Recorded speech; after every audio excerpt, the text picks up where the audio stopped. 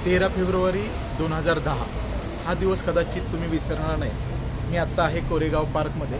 Koregaon पार्कमधलं German bakery या ठिकाणावर मी आत्ता आहे।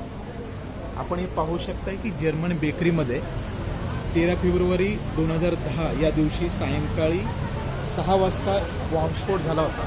या बॉम्बस्फोटामध्ये जवळपास 17 जणांना आपला जीव गमवावा लागला होता। 60 जण त्यामध्ये जखमी झाले होते। जे 17 जण मृत्युमुखी पडले होते त्यापैकी त्या 17 जणांमध्ये 4 ते 5 नागरिक परदेशी नागरिक होते। ही घटना केवळ पुण्यालाच नाही तर अख्ख्या महाराष्ट्राला हादरवून सोडणारी होती। या घटनेनंतर जवळपास काही महिने जर्मन बेकरी त्या घटनेतून त्या धक्क्यातून सावरलेली नव्हती। ॲक्च्युली या जर्मन बेकरी मध्ये आपण थांबलेलो आहोत जिथं बॉम्बस्फोट घडलेला होता। या बॉम्बस्फोट घडलेल्या ठिकाणी आता जवळपास ह्या घटनेला 11 वर्षे पूर्ण होत आहेत। या 11 वर्षानंतर जर्मन बेकरीचं पूर्ण कायापालट झालेला आहे। एकूणच इथली फर्निचर असेल, इथलं इन्फ्रास्ट्रक्चर असेल आणि इथला सर्व जे काही आहे खाद्यपदार्थ या सगळ्यामध्ये बदल झालेला आहे। संजीव हे इथल्या जर्मन बेकरीचे मॅनेजर आहेत। आप जब ये घटना घटित थी तब आप नहीं थे, लेकिन उसके बाद ये जर्मन बेकरी किस तरह से काम किया है जर्मन बेकरी ने और आज किस तरह से रन कर रहा है?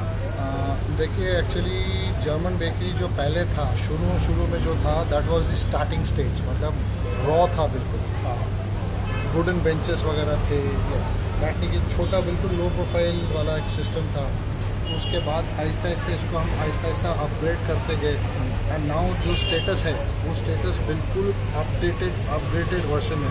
खाने के आइटम्स आपको पुराना नया मिक्सचर मिलेगा as per the market rates, market trends end all.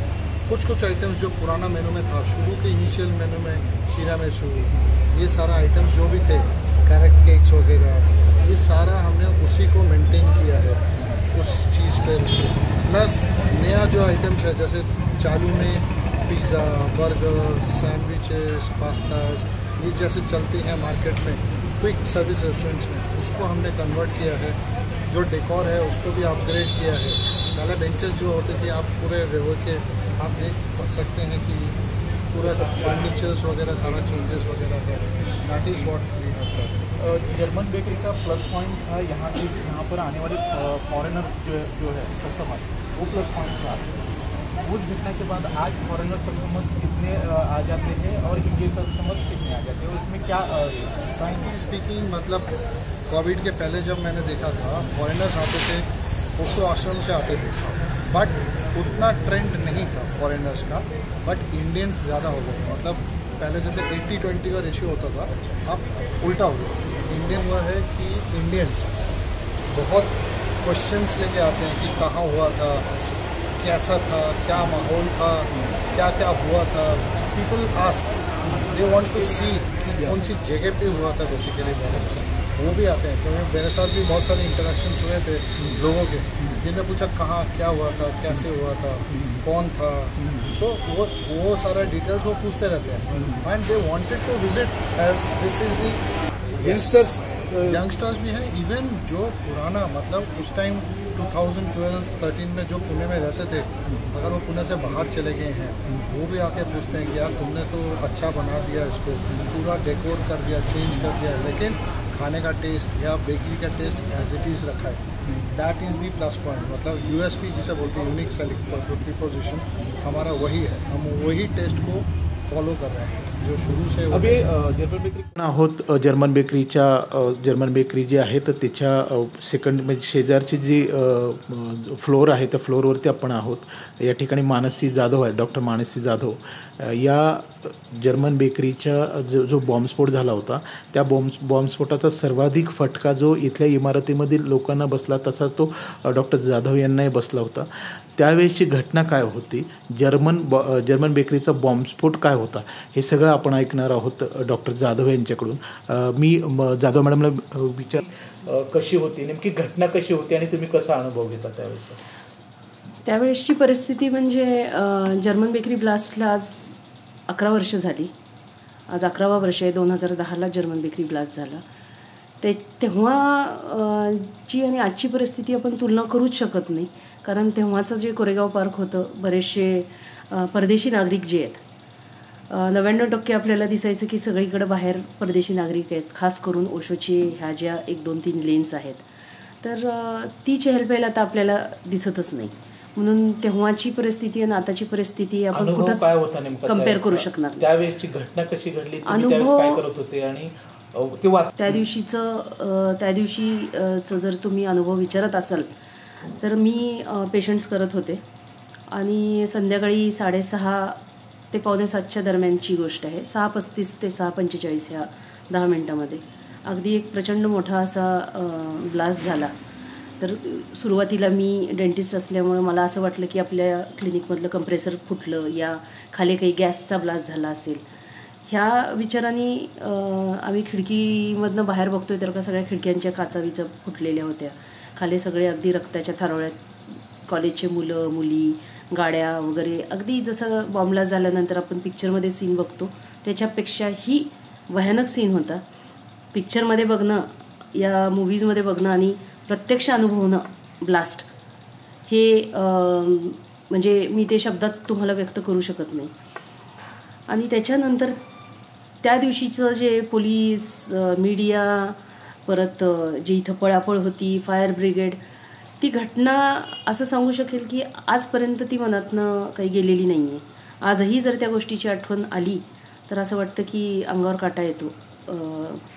देव न करो अशी वेळ कोणत्याच देशामध्ये कुणावरतीच, कोणत्याच परिस्थितीमध्ये कुणावर अशी वेळ येऊ नये. त्यातून बाहेर पडण्यासाठी नेमका किती कालावधी लागला तुम्हाला आणि जर्मन बेकरी आणि इतर जे ह्या इमारतीमध्ये लोक होते त्यांना? मी हे सांगेन की फक्त आमच्याच बिल्डिंगला हा फटका लागला असं नाही आहे. ओव्हरऑल कोरेगाव पार्कमध्ये तुम्ही कुठेही जा, जी बिझनेस होता तो 100% बिझनेस हा परदेशी नागरिकांवरती होता. तो बिझनेस हा फक्त इंडियन्सवर नव्हता. जर आपण टक्केवारीमध्ये जर पाहिलं तर 90% बिझनेस हा परदेशी नागरिकांवरती होता. मग ते डॉक्टर असो, कोणते व्यावसायिक असो, या कोणते काश्मीरी शॉप्स असो, या कोणते कपड्यांचे बिझनेस, काही म्हणजे अगदी रस्त्यावर त्या विकणाऱ्या कपडे बायकांपासून मावशांपासून घेतलं तर अगदी डॉक्टर्स, इंजिनियर्स, इथं ऑफिसेसपर्यंत सगळ्यांनाच हा फटका बसला.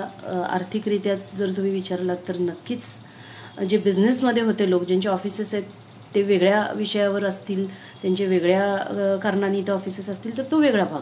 पण जे डॉक्टर्स आहेत, जे दुकानं आहेत, आमचे तर टोटली पेशंट्स या त्या व्यवसायातले लोकांचे क्लायंट्स ते कायमचेच तुटले. किती दिवस साधारणतः? 6 महिने, वर्षभर?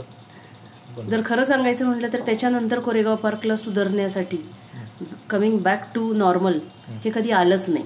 कारण परदेशी नागरिक आता जितके पूर्वी यायचे, जसं मी सांगितले तुम्हाला, ते आता येतच नाही आहेत परदेशी नागरिक. आता खूप झालं, एक 5-10% परदेशी नागरिक येतात, तेही सप्टेंबरच्या नंतर चालू होतात. आणि मार्चला जसं आपल्या इथं उन्हाळा चालू होतो ते सगळे लोक वापस जातात. पण आता इवन ओशोमध्ये पण तीच परिस्थिती आहे. परदेशी नागरिक फार कमी आहेत, जास्त इंडियन्सच आहेत आता तिथं. कोरेगाव पार्क हा परिसर ठप्प झाला आणि त्यातून तो हळूहळू सुधारायला लागला. त्यावेळेसची परिस्थिती आणि आताची जी कोरोनामुळे उद्भवलेली परिस्थिती आहे त्याच्यामुळं नेमका फटका कसा बसला? आर्थिक फटका असेल आणि दुसरं स्थिरावण्याचं जे हे असेल तुमची पद्धत असेल तर ती कशी होती? अतिशय चांगला प्रश्न आहे. तुम्ही ज्या पद्धतीनं जर्मन बेकरी ब्लास्ट आणि करोनाच्या नंतरची परिस्थिती ह्याबद्दल विचारलात, दोन्ही परिस्थितीमध्ये एक साम्य नक्कीच आहे की आर्थिक फटका हा सगळ्यांनाच बसला. त्यातल्या त्यात आता करोनाचा जर तुम्ही विषय घेतलात तर करोना हा जागतिक लेवलवरती प्रश्न आहे.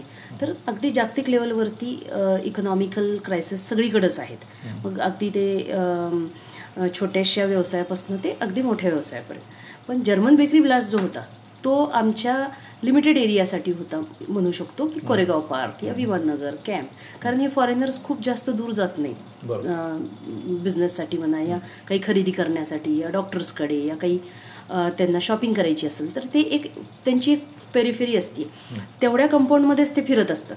तर नक्कीच तो जो जर्मन बेकरी ब्लास्ट नंतरचा जो एक फटका होता असं म्हणता येईल आपल्याला की ते थोडासा छोट्या आवाक्यामध्ये होता. पण नक्कीच आम्ही इथं रोज राहत असल्यामुळं आमचा उदरनिर्वाहच आमच्या प्रॅक्टिसवर असल्यामुळं आम्हाला प्रचंड मोठा फटका होता. त्याच्यातनं सावरता कुठंतरी आम्ही नॉर्मलाईजकडे येत होतो. आणि आता त्याच्यानंतर आता परत हा कोरोनाचा फटका, आणि त्यातल्या त्यात जर तुम्ही डॉक्टर्सला विचारलं तर त्यातल्या त्यात डेंटिस्ट लोकांची काय परिस्थिती आहे जगभरामध्ये, तीच परिस्थिती आमची पण आहे. कारण डेंटिस्ट आमचं सगळं काही काम तोंडामध्ये असल्यामुळं तर आम्हाला तर तो फार मोठा लॉस आहे. पण दोन्ही ह्याच्यामध्ये सगळ्यात मोठा लॉस डॉक्टर्सला झालेला आहे, त्यातल्या त्यात डेंटिस्ट लोकांना कोरेगाव पार्कमधल्या. हे मी नक्कीच. आणि तुम्ही काही मिनिटापूर्वी तिला जर्मन बेकरीमध्ये काहीतरी खाऊ घालण्यासाठी गेलात आणि तिथून बाहेर पडलात आणि पुढच्या क्षणाला ही घटना घडली. ती नेमकी कशी ही होती वेळ? माझी मुलगी 2004चा जन्म आहे तिचा. माझी मुलगी तेव्हा 6 वर्षाची होती. आणि माझी प्रॅक्टिस लास्ट पेशंट मी बघितला, फॉरेनरच होता तो पेशंट. तो पेशंट माझ्या अगदी दारातनं बाहेर गेल्या गेल्या माझ्या मुलीला असिस्टंटला देऊन मी खाली जर्मन बेकरीमध्ये केक खायला गेली. ज्या टेबलवरती ती बसली होती त्याच्या अगदी बाजूच्या टेबलच्या खाली बॉम्ब ठेवला गेलेला होता. आणि माझे इतर काही मैत्रिणी आल्या आणि सगळ्या मुलांना घेऊन ते कुठेतरी बागेत जाणार होत्या. तर मला क्लिनिकमध्ये सगळं आवरावरी करायचं असल्यामुळे मी माझ्या असिस्टंटला सांगितलं तिला जाऊन खालून घेऊन ये, आणि ते पुढे थांबलेले आहेत अपोजिट साईडला, त्यांच्या कारमध्ये त्यांना दे, आणि मी त्यांना जॉईन होते 15-20 मिनटात. तर माझ्या मुलीला माझ्या असिस्टंटनी उचललं आणि जर्मन बेकरीच्या अपोजिट त्या कारमध्ये जाऊन बसवलं. ती कार आणखीन ब्लू डायमंडच्या पुढे ब्रिजवर पण गेली नव्हती की तेव्हा हा ब्लास्ट झाला. तर अगदी म्हणजे 2 ते 4 मिनिटाच्या आत हा ब्लास्ट झाला. म्हणजे मी तर म्हणेल की तो फार नॅरो एस्केप होता, की कुठंतरी स्वामींची इच्छाच म्हणावं, देवाची काहीतरी कृपा म्हणावं की तो घात झाला नाही. मुलगी आता किती वर्षाची आहे आणि तिला हे सगळं आठवतं? हां, ती 6 वर्षाची असल्यामुळे तिला सगळं आठवतं. कारण आणि त्यातल्या त्यात आजकालच्या जनरेशनचे मुलं खूप फास्ट आहेत, तिला सगळ्या गोष्टी क्लिअर आठवतात. ती आता औरंगाबादला शिकायला आहे, 11वीला आहे आता ती, 11th स्टँडर्डला आहे. आणि ती घटना एक अशी आहे की मला वाटते त्या घटनेच्या वेळेस जे कोणी असेल ते, ज्यांना थोडंसं समजत असेल, अगदी ते 4 वर्षाचं मूल जरी असेल, 3 वर्षाचं, ते विसरणं शक्यच नाही. कारण ती फारच म्हणजे पेनफुल सिच्युएशन होती. आणि आम्हाला तरी अगदी घरच आहे, कारण दर 2 मिनिटाला आम्ही जर्मन बेकरीमध्ये कॉफी घ्यायला, कोणी पेशंट्स आले तर त्यांना घेऊन खाली जायचं. तर हे फार अगदी क्लोज टू हार्ट. आणि बघितलेले सगळे लोक जे गेले, जे माझे काही पेशंट्स पण होते त्याच्यामध्ये, 1-2 नादिया वगैरे, ते माझे चांगले ओळखीचे होते, ते माझ्याकडे पेशंट्स होते. त्याच्यामुळे ते आठवणीसुद्धा खूप म्हणजे त्रासदायक आहे. जर्मन बेकरी बॉम्बस्फोटानं अनेकांचे आयुष्य उद्ध्वस्त केली. अनेकांना अक्षरशः काही त्यांचे व्यवसाय जे आहेत, त्यांचे जे व्यवसाय रेग्युलर जे होते ते व्यवसाय कित्येक महिने पुढे सुरू झाले नाहीत. डॉक्टर माणिकसिंह जाधव हे त्याचं एक मूर्तिमंत उदाहरण आहेत. याच पद्धतीनं अनेकांच्या आयुष्यावरती जर्मन बेकरी बॉम्बस्फोटाचा परिणाम झाला. त्या परिणामांमधून कुठेतरी लोक सावरत आहेत, ते उभे राहत आहेत, कणखरपणे उभे राहत आहेत. कॅमेरामन प्रमोद शेलार यांच्यासह पांडुरंग सरोदे, इसाका.